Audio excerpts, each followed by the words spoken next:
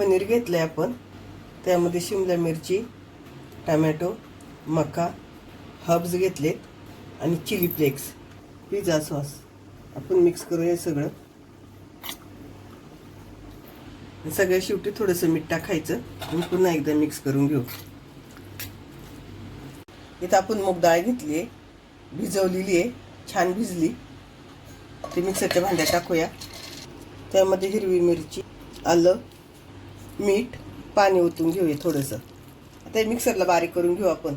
आपण मुगाची डाळ वाटून घेतली, एवढी घट्ट वाटून घ्यायची. त्यामध्ये कोथिंबीर मिक्स करून घेऊ आपण. आपण आप्पे पात्र घेतले, त्यामध्ये अगदी थोडं थोडं तेल ओतूया. आपण तेल सगळीकडून लावून घेऊ. तेल लावून झालं का त्यामध्ये मुगाची डाळ आपण वाटून घेतली ती थोडी थोडी टाकायची. आपला पोहे खायचा चमचा आहे, तो एक एक टाकला तर चालतो. तुमच्याकडे ब्रश असेल तर तुम्ही ब्रशने तेल लावून घ्या.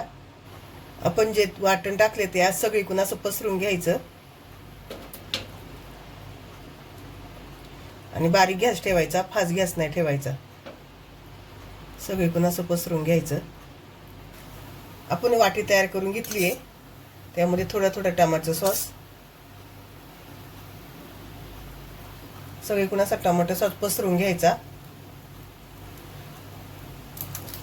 गॅस बारीकच ठेवायचा. त्यामध्ये आपण केलेलं सारण टाकून घेऊया. तुम्हाला पाहिजे तेवढं भरून घ्या.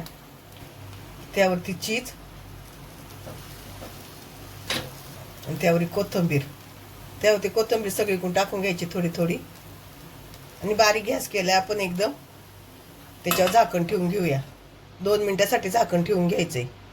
2 मिनिटं झालेत, आपण झाकण काढून घेऊया. किती सुंदर झालेत आपले बघा. आपण काढून घेऊया.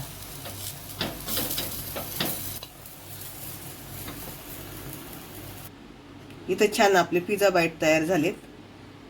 पाठीमागून बघा किती सुंदर भाजलेत आणि कलर पण छान आलाय.